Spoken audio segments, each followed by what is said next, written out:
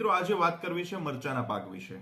મારા મરચાના પ્લોટ વિશેની વાત કરવાની છે કે જે હમણાં 2 મહિનાનો પ્લોટ છે અને અત્યારે તમે જુઓ, તમે ફોટામાં જોઈ રહ્યા છો, વિડીયોમાં જોઈ રહ્યા છો, એ પ્રમાણે અત્યારે લગભગ છોડવે ઓછામાં ઓછા 50-60 મરચાથી લઈ અને 100 મરચા સુધી છે અને એના કરતા પણ વધારે ઘણા છોડવામાં છે. તો આ વૃદ્ધિ વિકાસ કેવી રીતે થયો? આ વૃદ્ધિ વિકાસ પાછળ કયા કારણો જવાબદાર છે અને એની પાછળ કેવી ટ્રીટમેન્ટ કરવામાં આવી છે? જો તમને સૌથી પહેલા વાત કરું તો 18/5/2025 ના રોજ આ રોપની ફેર રોપણી આપણે કરી. હવે ત્યાર પછી અલગ અલગ દવા, અલગ અલગ ખાતર, અલગ અલગ બેક્ટેરિયાનો ઉપયોગ કર્યો હશે. કેવી રીતે કર્યો હશે, કયા ખાતર, દવા, બેક્ટેરિયાનો ઉપયોગ કર્યો છે, તમામ માહિતી તમને જણાવવા જઈ રહ્યો છું. એવું નથી કે ખાલી આ મરચાના પાક સાથે જ જોડાયેલા છે. હવે જે ખાતર છે, જે બેક્ટેરિયા છે, એ તમે અલગ અલગ પાકમાં પણ વાપરી શકો અને પોતાના જે કપાસ હોય કે મગફળી હોય કે કોઈ પણ વાવેતર તમે કર્યું હોય તો તમારા પાકને ઝડપથી વૃદ્ધિ વિકાસ કરાવી શકો. તો મિત્રો, અગાઉ તમને કહ્યું એમ 18/5/2025 ના રોજ આ મરચીના રોપાની ફેર રોપણી કરવામાં આવી. ત્યારથી લઈ અને અત્યાર સુધી લગભગ 60-65 દિવસ થયા. જે ટ્રીટમેન્ટ કરી છે એ બધી ટ્રીટમેન્ટ મારે તમને જણાવવી છે. સમજો કે 1 દિવસથી લઈ અને 65 દિવસ સુધીનું શિડ્યુલ મારે તમને આપવું છે, જે મેં ફોલો કર્યું છે. અને આ શિડ્યુલની અંદર તમે છેલ્લે હું તમને કહીશ કે કેવી રીતે કેટલા ડોઝ આપણે દવાના માર્યા, કેટલા ખાતરના ગયા, એ બધી વાત મારે તમને કરવી છે. હું જે ન્યુટ્રિશન ઉપર ભાર આપું છું એ ખરેખર કામ કરે છે કે નહીં એ પછી તમારે છેલ્લે નક્કી કરવાનું છે. મિત્રો, જ્યારે આપણે 18 તારીખે રોપણી કરી એટલે પછી 2-3 દિવસ પછી પહેલો સ્પ્રે આપણે માર્યો ઇથિયન સાયપર અને ચાર્જરનો. હવે ઇથિયન સાયપર કોઈ નવું નથી, પણ ચાર્જર ઘણા લોકો માટે નવું હશે. બી ચાર્જર નેનો બી કંપનીનું આવે છે. હવે આ જે ચાર્જર છે ને, એ શરૂઆતના ધોરણમાં જે છોડ આપણે નર્સરીમાંથી લઈને આવ્યા એટલે આપણા ખેતરમાં ખુલ્લું વાતાવરણ એને મળ્યું.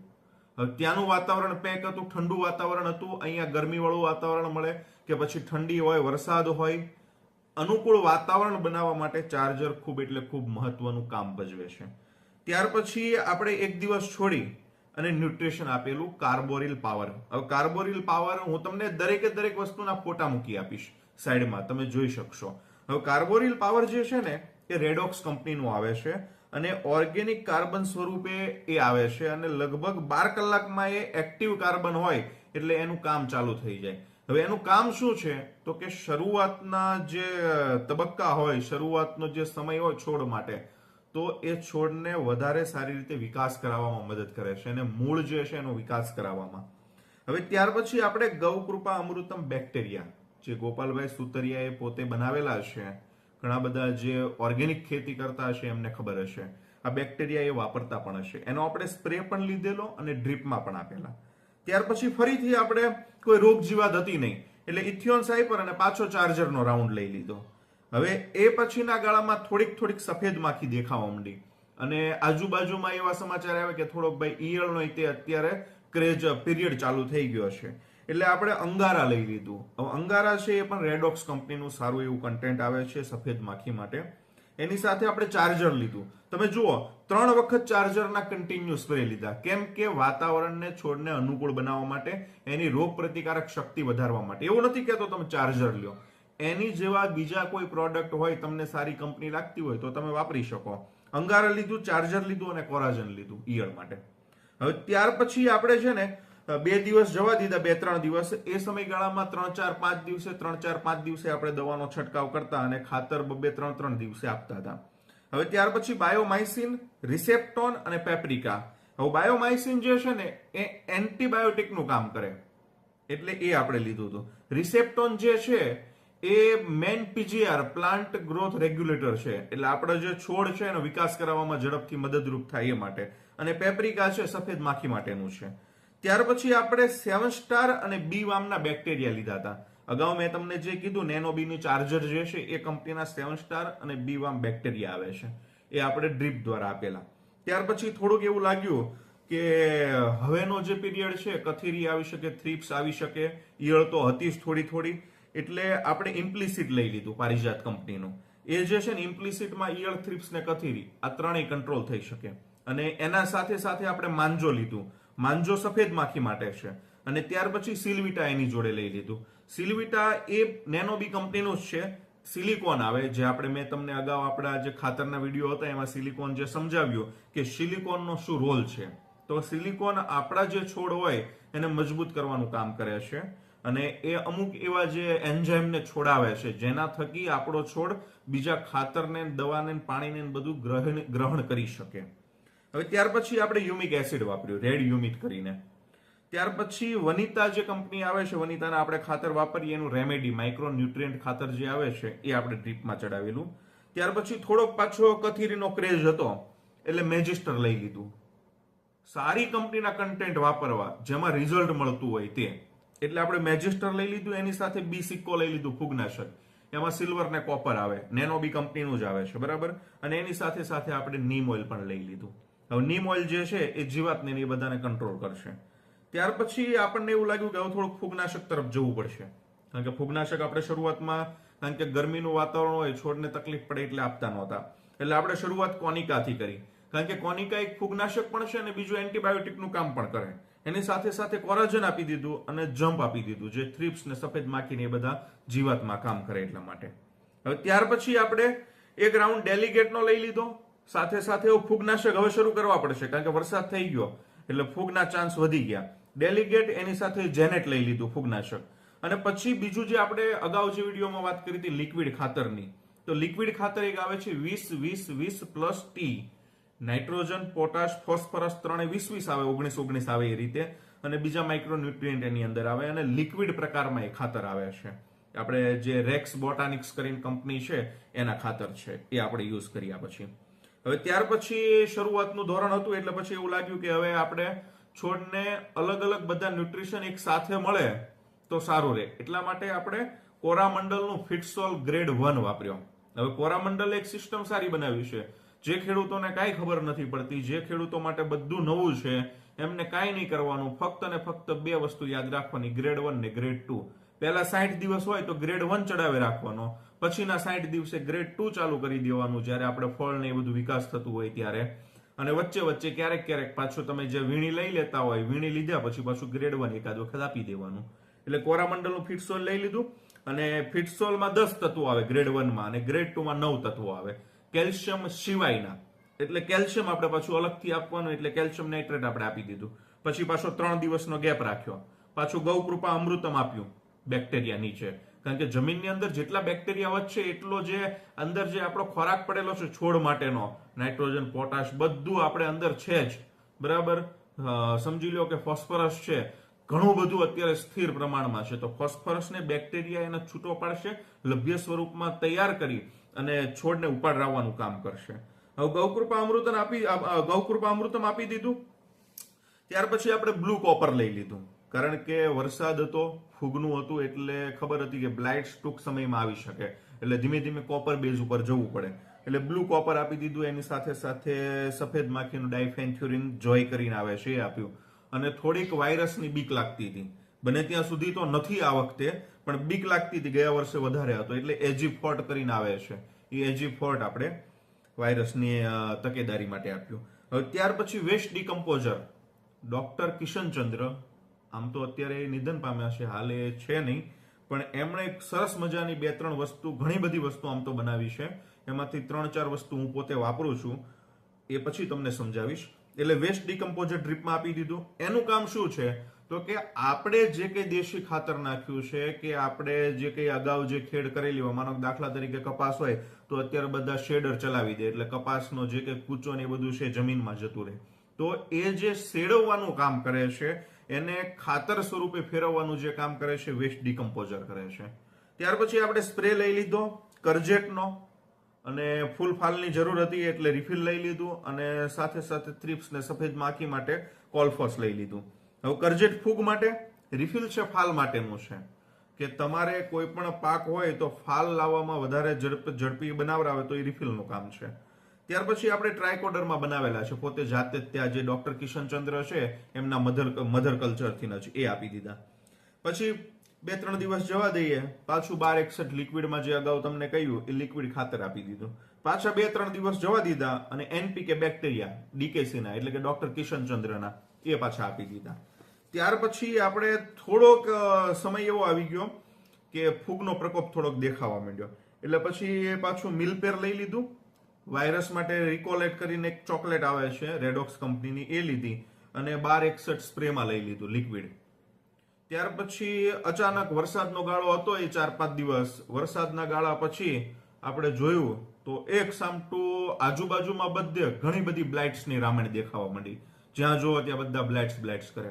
અને આમ જોવા જઈએ તો હતા એ સમયે લગભગ 20-25 છોડવા દેખાતા હતા પ્લોટની અંદર 5 વીઘામાં.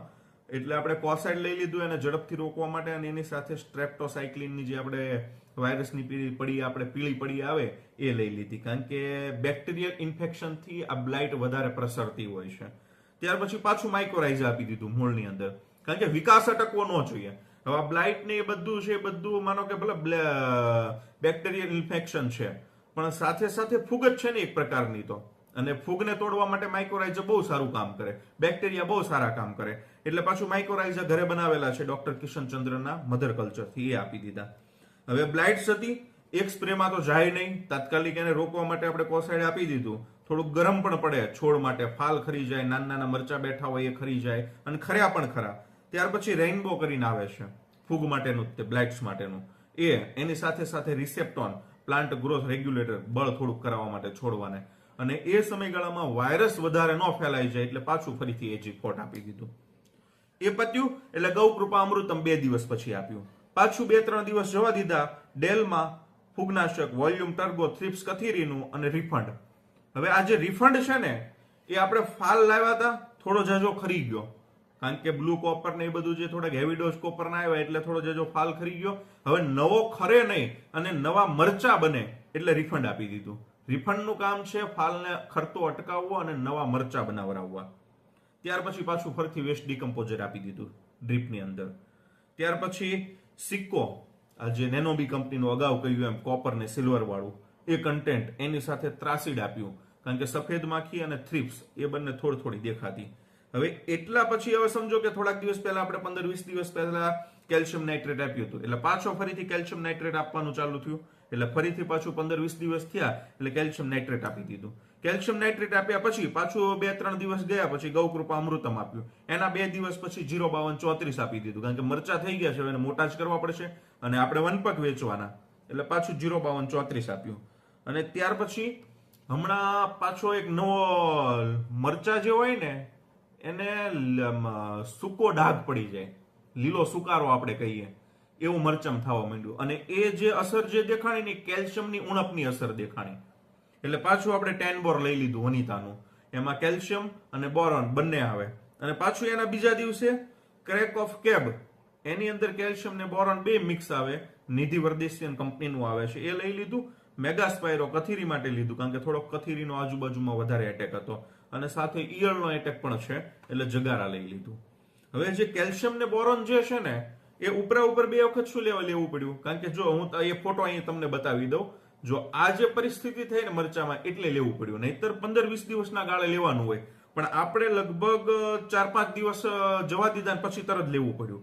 અને ત્યાર પછી પીએમએસ કરીને ગ્રેડ આવે છે, પોટેશિયમ મેગ્નેશિયમ સલ્ફેટ, એ લઈ લીધો. એનાથી જે મરચું છે એ ઝડપથી થોડુંક લાલ બનવાની પ્રોસેસ આપણે ધીમે ધીમે કરી દીધી છે. હવે આમ જો ને તો 37-38 વસ્તુ થઈ, બધી થઈને સ્પ્રે અને ડ્રીપમાં જે આપણે ફર્ટિગેશન આપ્યું એમાં ફક્ત 17 સ્પ્રે જ માર્યા છે દવાના. અને એ પણ શું લેવા મારવા પડ્યા, એક બ્લાઇટ્સનો એટેક આપણને હેરાન કરવા આવી ગયો એટલે ઉપર 2 દિવસ, એક નહીં એક દિવસ એવા 3 સ્પ્રે મારવા પડ્યા.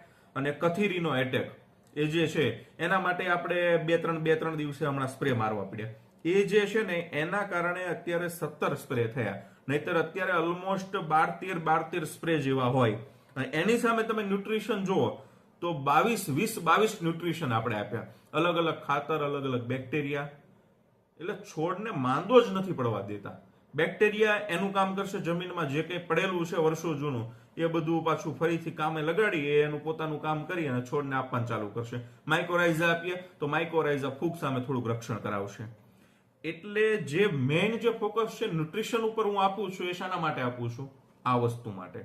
આ જો તમે આ પ્લોટ વિડીયો થકી જુઓ, તમને એક એક છોડવે ઓછામાં ઓછા 50, 60, 100 મરચા લાગેલા દેખાશે.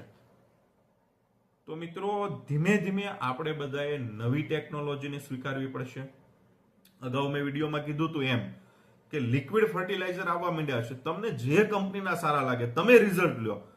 મેં રિઝલ્ટ લીધા, આજુબાજુમાં બીજે રિઝલ્ટ લેવડાવ્યા. આજે પહેલા જે શરૂઆતમાં 20 જે છાંટેલું ને એનું રિઝલ્ટ મળ્યા પછી 1261 ડ્રીપમાં આપવાનું ચાલુ કર્યું, 052 34 ડ્રીપમાં આપવાનું ચાલુ કર્યું.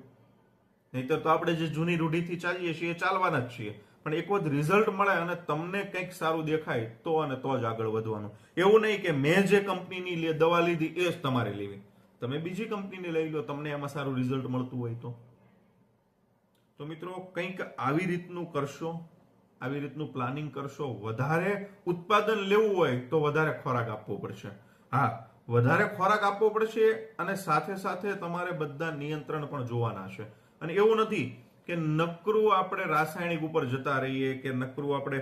અને એક વાત કેવી ભૂલાઈ ગઈ કે આ જેટલા સ્પ્રે લીધા છે ને એ બધા સ્પ્રેમાં ડોક્ટર કિશનચંદ્રનું ગાઢા ગૌમૂત્ર આવે છે, એ વાપરેલું છે. એ હું તમને 2-3 દિવસમાં બીજો એક વિડીયો મૂકીશ કે કેવી રીતે ડોઝ બનાવો, કેવી રીતે છંટકાવ કરવો આપણે દવાનો. એમાં હું દેખાડીશ ગાઢા ગૌમૂત્ર કયું છે, કેવું છે, કેવા રંગનું છે. હવે ગાઢા ગૌમૂત્રનું કામ શું છે કે એક તો એની એક સિસ્ટમ એક ખૂબ સરસ છે કે તમારે 50% દવા નાખવાની. ગાઢા ગૌમૂત્ર તમે વાપરતા હોય, દાખલા તરીકે 2 એકરમાં તમને 500 ml કીધું હોય એગ્રોનોમિસ્ટે, એગ્રોવાળાએ કે તમારે દાખલા તરીકે સમજી લો કે આપણે કોરાજન છે તો કોરાજનનું માપ કેટલું છે તો કે 6 ml નું માપ છે. તમને વિશ્વાસ ન આવતો 6 ml તમે શરૂઆતમાં નાખો, પણ તમારે અખતરો કરવાનો. એકમાં 6 ml નાખવાનું, અડધામાં, અને અડધામાં 3 ml નાખવાનું. તમને બંનેનું રિઝલ્ટ સેમ દેખાશે. મેં પોતે અનુભવ કર્યો છે એટલે કહું છું. બાકી વાપરવું ન વાપરવું એ તમારી મરજી. અને બીજો એક ફાયદો એ છે, હવે ગાઢા ગૌમૂત્ર જે છે ને એ આપણે જે અલગ અલગ પ્રકારની રાસાયણિક દવા જે વાપરીએ છીએ એના જે રેસિડ્યુ મરચાની અંદર હોય, કોઈ પણ શાકભાજી પાક હોય, કોઈ પણ ફળ પાક હોય તો એની અંદર એના રેસિડ્યુ હોય. એટલે કે જે આપણું રસાયણ હોય ને રસાયણ હોય. ઘણી વખત આપણને ઘણા લોકો કહેતા હોય કે લાલ કલરના નિશાનવાળી દવા હોય ને છાંટ્યા પછી અઠવાડિયું કોઈ પણ શાકભાજી નહીં ઉતારવાનું, કોઈ પણ ફળ નહીં ઉતારવાના. તો એ શા માટે? કારણ કે એના રસાયણ એ એટલા દિવસ માટે ત્યાં હોય. વધારે પડતા એ જો આપણે ખાઈએ તો આપણા શરીરને નુકસાન થાય. એટલે એક પહેલ એ પણ કરી છે કે એ ગાઢા ગૌમૂત્ર વાપરી તો રસાયણ જે છે ને એ રેસિડ્યુ ફ્રી કોઈ પણ પાક થઈ જાય છે. જે પાકની અંદર રસાયણ હોય એ પાકની અંદર તમે દાખલા તરીકે હું બધા સ્પ્રે લઉં છું તો બધા સ્પ્રેની અંદર ગાઢા ગૌમૂત્ર વાપરું તો મારું મરચું લેબોરેટરી કરાવીએ અને કોઈ બીજાનું મરચું લેબોરેટરી કરાવીએ તો તરત એ બંનેનો ડિફરન્સ એમાં બતાવી દે કે દાખલા તરીકે મારામાં છે તો મારામાં ઓછા રસાયણ હોય, પેલાનામાં વધારે રસાયણ હોય. એ વધારે ઝેરી હોય ને મારું મરચું ઓછું ઝેરી હોય. એ પણ એક ખાસ કામ કરે છે. એટલે બની શકે તો નવા પ્રયોગ કરવા, નવી રીતે. આપણે જો કોઈ પણ વ્યક્તિ એમ કહેતા હોય કે મારે ઓર્ગેનિક કરવી છે, પણ શરૂઆતના ધોરણમાં જો તમે ન કરી શકતા હોય તો ધીમે ધીમે એને અપનાવવી જોઈએ. ધીમે ધીમે અલગ અલગ ઓર્ગેનિક પ્રોડક્ટ માર્કેટમાં ઘણી બધી આવે છે, એ વાપરીએ. ધીમે ધીમે આપણે એમાં સક્સેસ જેમ થતા જઈએ એમ આગળ વધતા જઈએ. તો મિત્રો આ હતો આજનો આ વિડીયો. જો તમને પસંદ આવ્યો હોય તો લાઈક કરજો, શેર કરજો અને ચેનલને સબસ્ક્રાઇબ કરવાનું ભૂલતા નહીં. કારણ કે ખેતીનું ભવિષ્ય યુટ્યુબ ચેનલની અંદર અલગ અલગ પ્રકારની ખેતીને લગતી તમામ માહિતી તમારા સુધી પહોંચાડવાનો છું. તો ચાલો ફરી મળીશું એક નવા વિડીયો સાથે. આપનો ખૂબ ખૂબ આભાર.